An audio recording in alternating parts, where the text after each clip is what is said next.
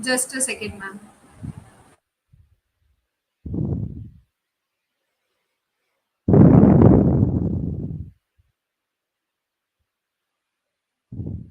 We are live, ma'am. Okay. So, hello everyone. It's Ruchika here. So, I have to carry on, right, Pooja? Yes, ma'am. Okay. Hello. So, I'm Ruchika Nirwan here, and I'm a child psychologist, and I am working in the field of autism and developmental delays from the past 14 years, and I'm associated with kids from very long time. And fortunately, I'm happy and I'm glad that I'm a play therapist, and it's very much easy for me to connect with kids and to develop their learning through play. And this is one very, it's a new concept and people are accepting it now, but earlier it was like a very big notion that kids can only learn on the chair and a table. They just have to write and read and do things, then only they will be, they'll be intelligent only then. But slowly steadily, like we can see that play and brain connections are really interrelated. So buildings, this is what I found: building brains playfully. Interesting topic. As you can see, like child development and play, it starts from a very early stage, which is a prenatal phase, where when the child is in the mother's womb, and mothers who are playful already, they find a quick connection with their kids. Kids starts to move, roll when their mother sing, or when they hear anything around. So everything goes very, the connection builds very nicely. Okay. And when we connect the social emotional component, like, this is not a play based thing, but very important when we seek development. So when there is an emotional component along with anything, so like my child is there and maybe the situation is something else, and I'm giving some kind of emotional containment to my child, so then the bond will be really positive, even if it's before, like before birth or after birth or any time of this stage of our development. This social emotional component holds a very specific role. And definitely play and development, they are very related. How? Let's see. So the whole child development is one thing that we, when we say the child is very active, but he's not able to use his own brain, he's not able to write properly, or some people come and they say everything is fine, but my child is not able to connect socially. So what are the things why people say that one child is doing this, other child is not doing the same?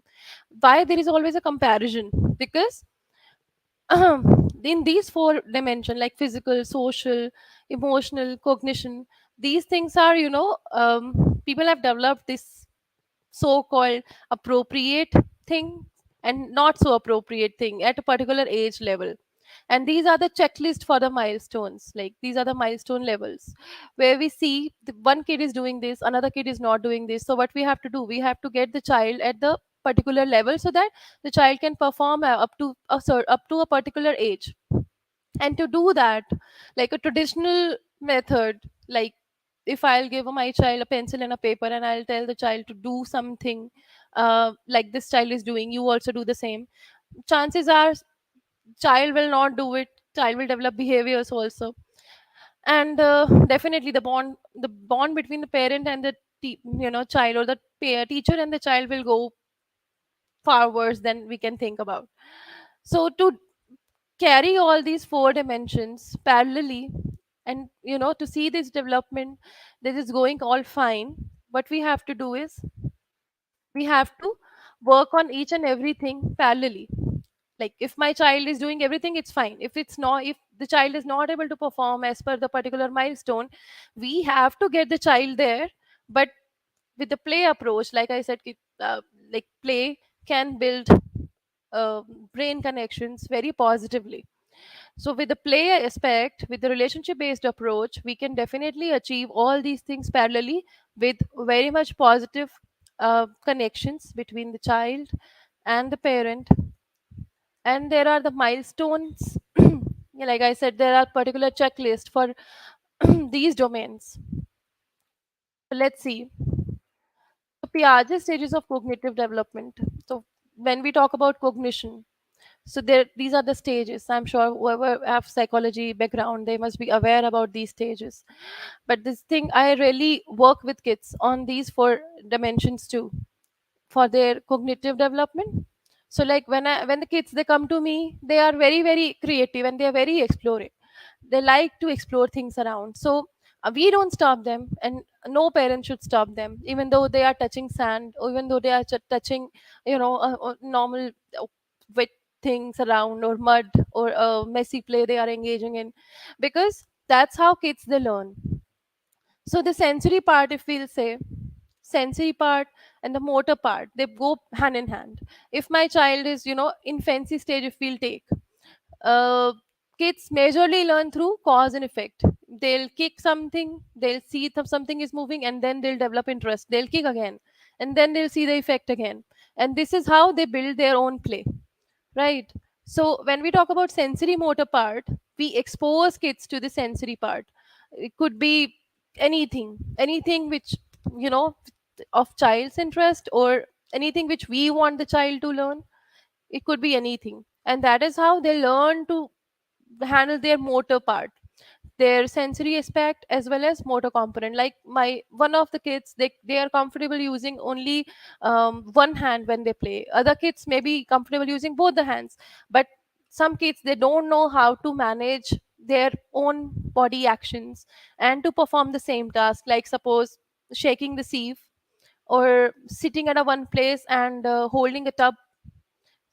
When we see these motor aspects, and when we give kids some toys to play, automatically they build some kind of a bilateral movement. At times they develop fine and gross motor skills, because we provide the kids that playful input, right? So when with the motor stage, with the sensory stage, we move to the pre-operational stage. So all the kids, they develop symbolic thinking. um, like girls, they develop teacher kind of a thing. It's a pretend play, basically they move to the pretend play, but for that they need particular thinking. And for the thinking, our skills should be strong enough, right? So when we talk about pre-operational stage, the symbolic thinking, use of proper syntax and grammar to express concepts, imagination, intuitions are strong. But abstract thoughts are still difficult. So my child can make a tower, and they can still relate it that it's a house, it's a building. But uh, comparing it to the, another high level of thinking, like it's some known building, or it's a big hotel, maybe it's tough for them to identify and match the creation, because kids, they develop schemas, but not the high level of schemas at that point of time. Their exposure is limited to experiential based things. So when we talk about this stage, you know it's fine if the kids, they don't have abstract thoughts, because when they reach to this age, 7 to 11 years, like they've definitely develop abstract thinking. So for them, a balloon is not necessarily a, you know something, just they do it for fun. They can be something related to, they can relate it with the physics aspect too. They can relate it with astronomical aspect too, like the rocket is also flying like that, or I can see the balloon is also flying like that. They start developing and relating the facts in the play. I see a lot of kids doing pretend play, and while even they are doing sensory stage, they get the pretend added in it. Like mama is cooking like that, mama stir like that, I am also doing the same. So they develop some kind of a vision, and they move it to some other, a high level of, I'll say, high level of thinking. And this is what I feel like when the kids they move 10 plus age. So they're like it's written here: theoretical, hypothetical, and counterfactual thinking, abstract, logical, and reasoning, strategy and planning become possible. So EF skills, executive functioning skill, is a major part of the brain which handles all this planning, organizing, memory part. So kids, when they develop abstract logical reasoning, they start, these things comes automatically. So when they learn one concept, it can be related to, they can relate it to other things. And it's a very common example in concrete operational, when kids, they don't, small kids, they just understand I have a bigger chocolate, another person is not having a bigger chocolate, maybe because the size may vary. They are not able to, they're not able to justify it by looking at the same thing just. And while, when I see kids, when they come to me, and when parents say, okay, my child is able to do construction so well, but they are not able to add the pretend, or how can I do it, how can we develop that?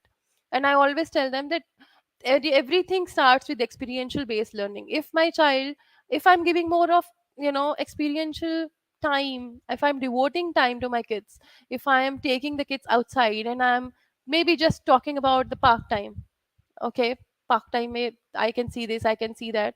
And kids, when they come home back, they, within the construction, they develop the added pretend. So mama is there, papa is there, and I made a swing, I made a slide. If it's a triangle block, they can relate it with the slide. If it's a circle thing, something, they can make a, a merry-go-round.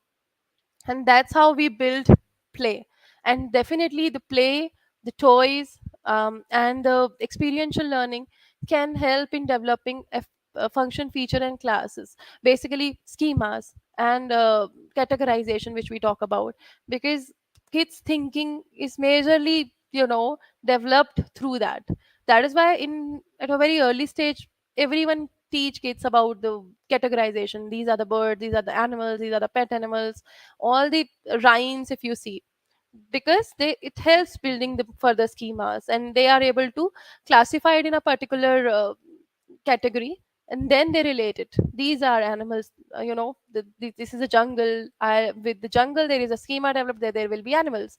So that is how they build added pretend. So let's see the language development part.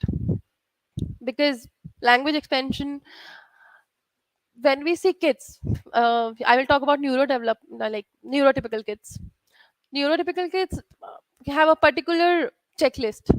Like it, at this stage they will develop babbling and going. At this stage they'll respond to no, they'll respond to own name, imitate sounds, say a lot of words, dada, mama, understand sentences. After 2+ years, you will see a lot of language coming. 3+ years, you will see sentences forming and thinking is coming. Then they are building up their own thoughts and they're asking questions. But when we talk about kids with special needs, but I deal daily here, I feel, when they say kids, they are not babbling, they are not developing any sound, or if there is only one sound, they are not able to develop any word. So then the things becomes very very tough, because then you have to work on cognition along with the language, and the language part, the speech production part, everything becomes very very tough. And again, the main nerve, I say, is, as because it's a DIR, I'm a flow time therapist, a flow time provider, and everything is very relationship oriented here. So whatever kids they like, whenever they like something, whenever, which whatever ways they connect with something, maybe me or maybe any toy object, that is the root, that this will become the root of every child, that they will find something, some motivation to speak, to say anything. Even if they are not saying anything, we have to work on it, like, very patiently. So once they feel connection with something, eventually things will develop. And I know some parents, they find it very very tough to get it. Okay, my child is not speaking, he's or she's like, child is 3 years of age, he's still not talking, just saying that, just saying ba. So how should we go about it? I know this thing is not about the delayed part, but I'm just adding it because it's how the brain functioning, and how the logical thinking, how everything is all related, and we can still build it up through the play methods. Okay, so this is what I feel. The entire language process can start if we will develop everything through the play based, right? Whatever the child feel connection with. If my child is not feeling connected with paper and pencil, I will never ever give it to my child, because it will create more anxiety in the child, it will create more behaviors in the child. I'm not saying we should not give it to the child ever, but then there it will be a particular conditioning on about that thing. Like, I am happy with my child sitting on the mat and arranging ABC, or writing ABC on the board rather than on the pencil, because if the chair table expectations and lot of instructions can develop anxiety in my child, they will never write it, they will never develop anything, not the motor skill, not the language part, not the cognition part. But when we talk about social emotional stages of development, this is developed by Greenspan, the one who is the founder of Flow Time. So this is what I feel. Regulation is the first part of any, of anything, I'll say. In whatever we see, whenever when I hear a word about the whole child development, be it social stage, be it cognition, be it language, be it cognition, whatever, social emotional, these things, everything based upon the regulation. If I want my child to learn a game, if I want my child to connect with me, sit with me and play with me with a high motivation, what my child need the most is regulation part. And with the regulation, if my child is able to regulate his or her own self, they are sitting nicely, they are comfortable enough, they are able to form that positive thing very very easily. So that is how they form engagement and relatedness. And once they form engagement, it's very easy to connect. Like, suppose if you are in a room with people full of, who are judging you or very judgmental, you will never be able to make a positive conversation with that person. Well, I feel so that it will be tough for a person to make a positive conversation with the positive impact. But if the environment is very very friendly, if I know that my, that the place is very welcoming, definitely we develop the connect and definitely we start talking. The same is with the kids, at any stage, I'll say. After regulation, when the child develop engagement, they become there comes two-way purposeful communication automatically. And after that, we can take the child to further, we can move the ladders up, we can give them difficult tasks. That is written here, that is social problem solving, creative and meaningful use of ideas, building logical bridges. So social problem, like I know a lot of kids who have neurotypicals too, who cannot regulate their own actions in the park. They become so happy playing that they become so excited they push other kids while playing, while running. They don't know, it's not very intentional thing, but it's just not social appropriate, right? And entire fight goes, the kids they fight, then the other things they come around.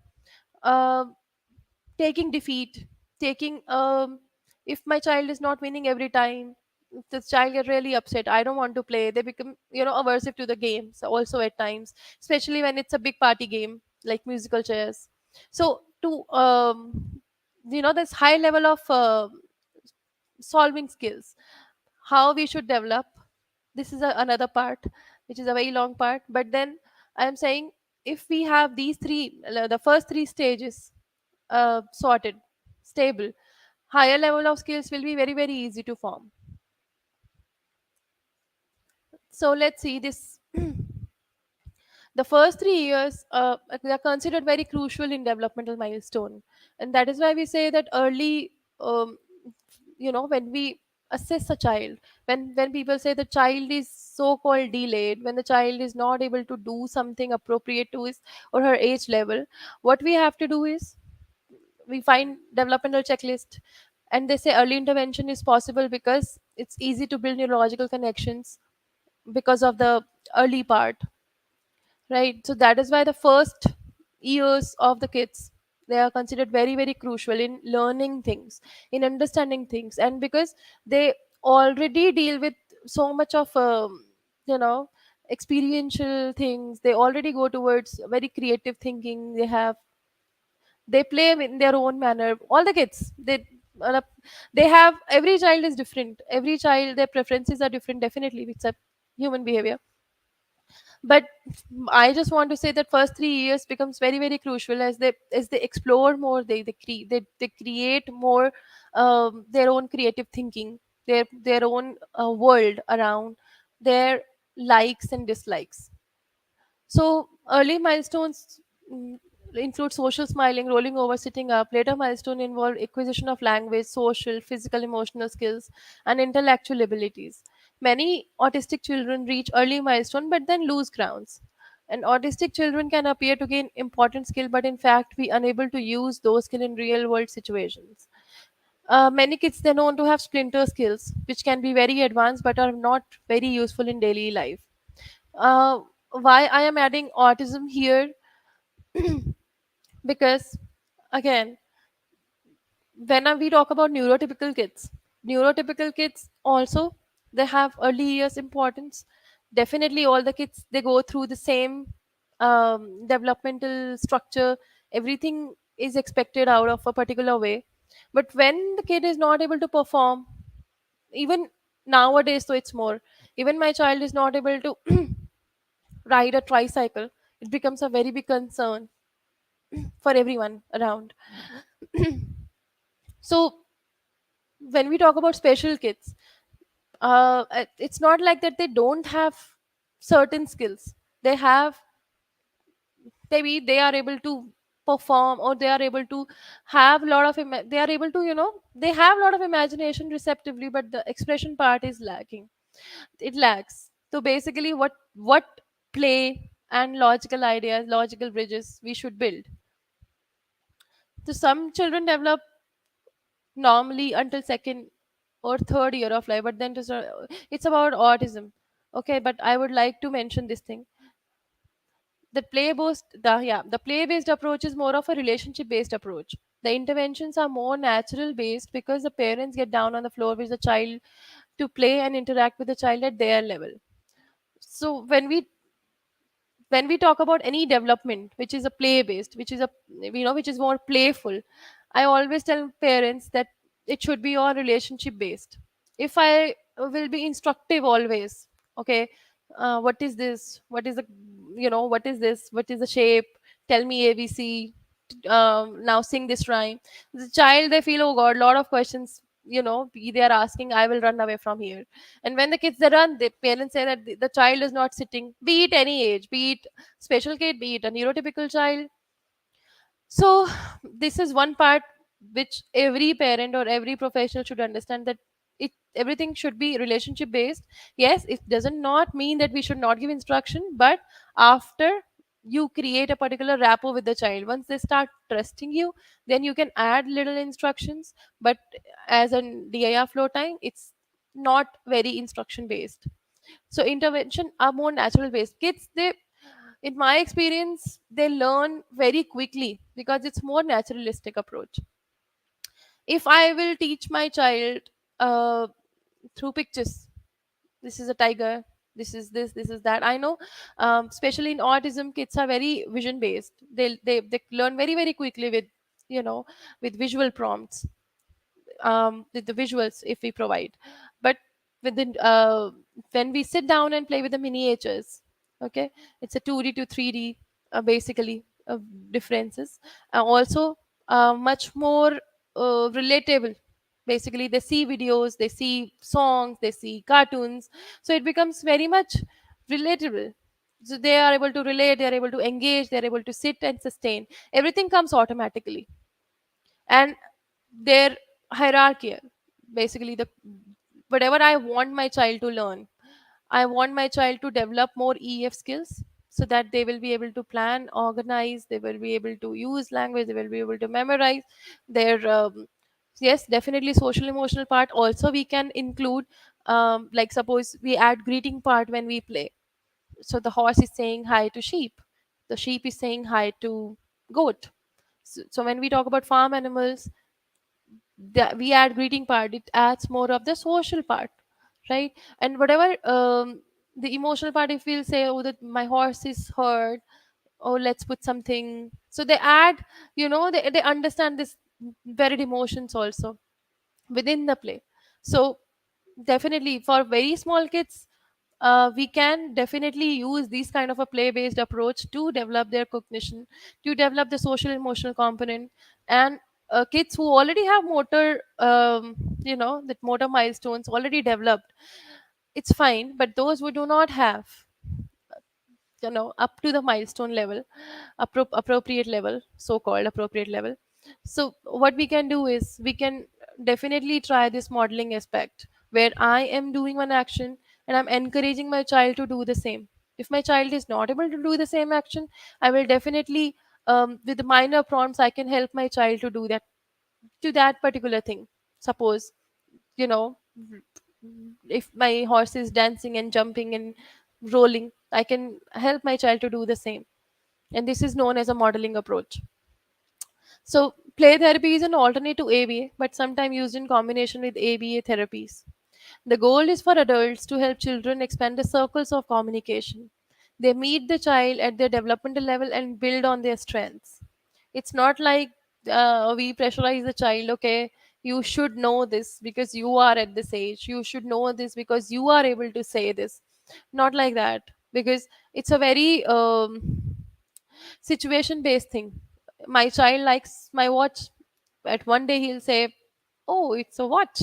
Maybe next day he's not interested, he will not comment about my watch. And it's not like that I'll pressurize my child every time that he should say, oh, this is a watch, let's talk about the watch. No, because kids, they like more new things. They like to create their own play, they like to create their own thinking, and then only they create their own words. And this is how we develop circle of communication, right? Because when we talk about develop cognitive links, when we develop about schemas, when we develop their categorization, definitely they are able to link one thing with other more than usual. So therapists and parents engage children through the activities each child they enjoy. This is not only for therapists and parents, the professionals and the other things, other people who want to learn about play therapy or the play part. They definitely engage children through the activities which they enjoy. It's not like I will decide what child will play. I know my child's interest level. I can put four games out. I know my child likes to construct. I can take out four construction block boxes, which I do here, and they can opt out one which they like.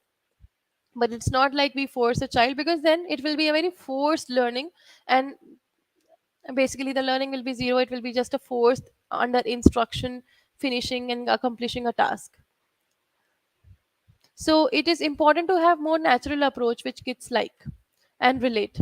Toys and simple objects kids are familiar with are the best way to start with. I always tell parents not to get very expensive toys for kids to learn.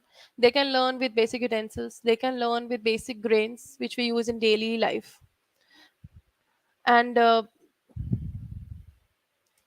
they can definitely learn a lot with simple things, day to day life things like leaves, like flowers, mud, sand.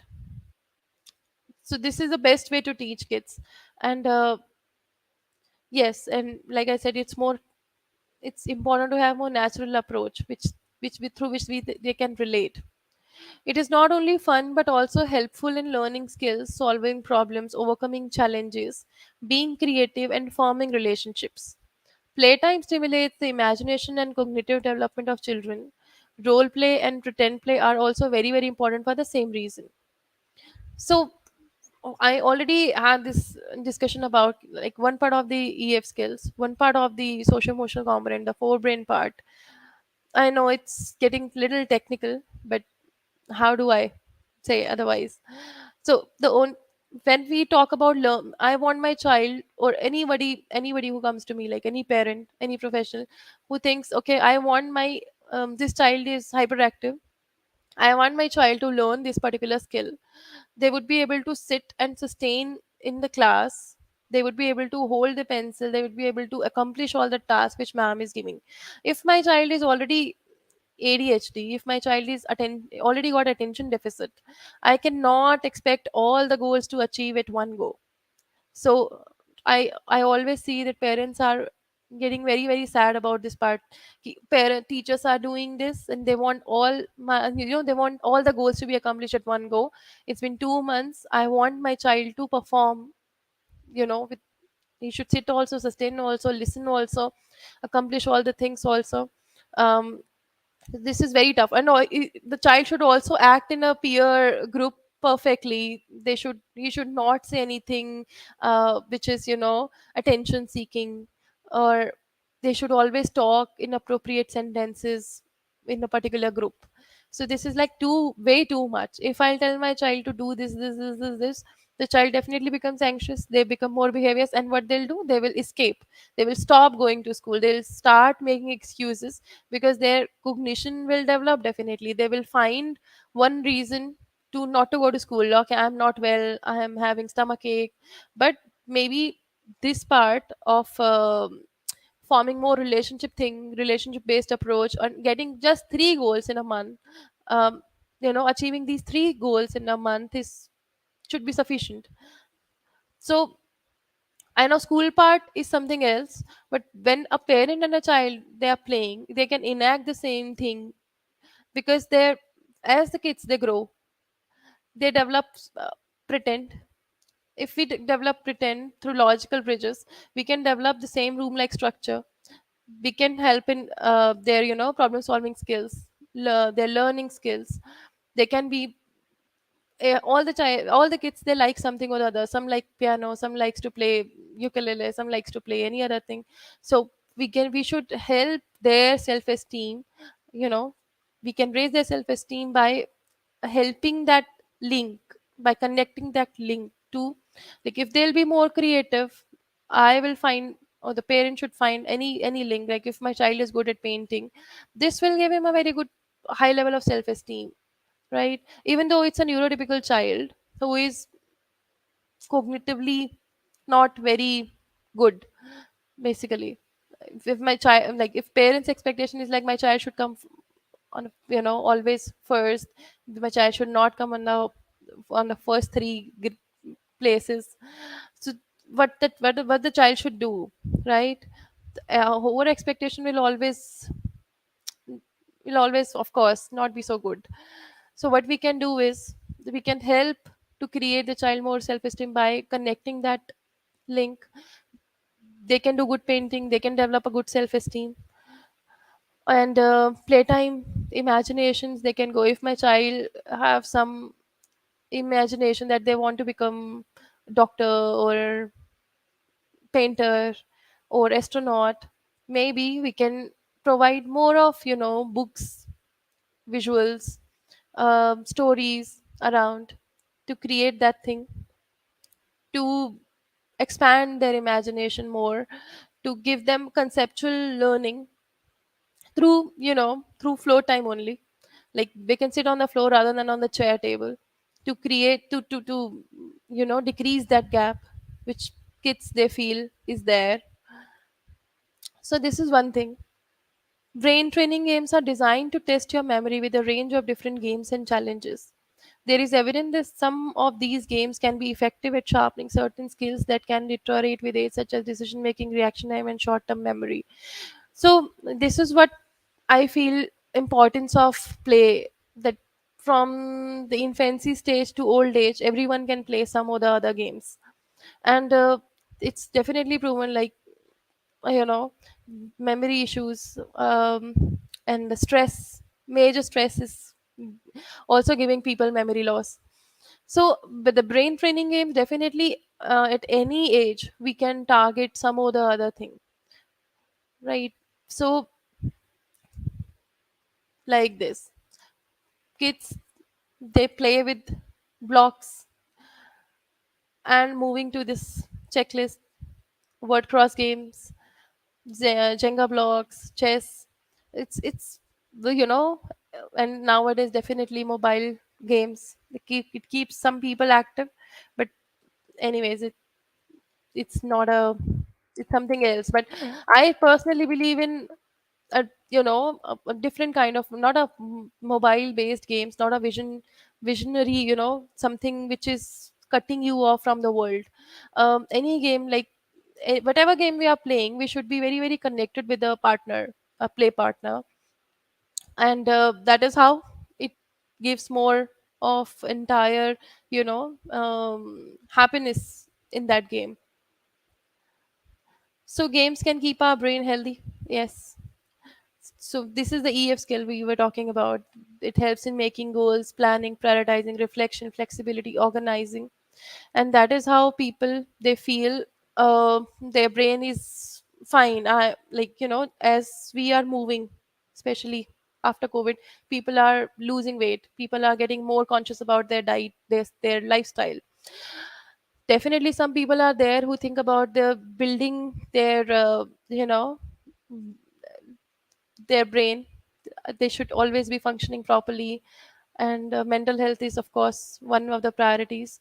But then to keep the mind sane, and to keep the mind active after a long hours of work, after struggles which we face daily, is definitely tough. And definitely taking out time, which I say maximum 20 minutes also, with your kid or with your partner should be more than fine. If you are working on, if you want your if you want that your short term memory or any kind of memory loss should not be there. So managing your EF skills is definitely something which should be on the list. And definitely people can try maximum of the games they can play at home with their partners, with their parents, to keep their brain active. So these are some social emotional skills which I was talking about. Balancing these three become most important. Of course, the physical part is also there. Once if you will not feel active, you will not be able to perform these things. You will not be able to perform any game. Some people they go and they do gym. They find it, this is also a good part. I'm doing running, I'm doing exercises. But this is what I feel, when you play with somebody, like when there is a emotional social component attached, then it becomes a very different kind of experience, a different kind of experiential learning. And this is what I feel, day by day people are going, and traveling is becoming more on people list, because they are looking for that experiential based piece, I'll say. And then whenever you, like especially when I go out, I always find indoor games and outdoor games very very exciting. And it's everywhere. It majority of the places they have indoor and outdoor games to keep the things fresh. Okay, so this is what I wanted to talk about. If anybody wants to ask anything, you can ask me.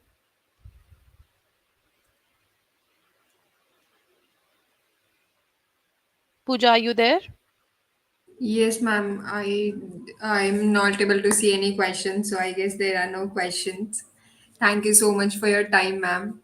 And we are glad to know more about how we can help students and Okay. children with special need as well. Thank you so much, ma'am. I Sure, think sure. we can wrap up. Okay.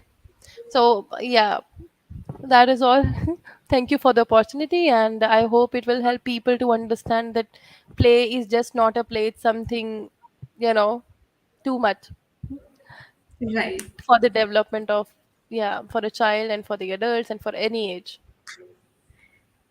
Thank you, ma'am, for like coming up and giving us so much insight about children's. And thank you so much for helping children to make their parents and professional understand the importance of play. Thank you, Pooja. Thank you, ma'am. Have a nice day. You too. Okay. Thanks. Bye Bye bye. bye.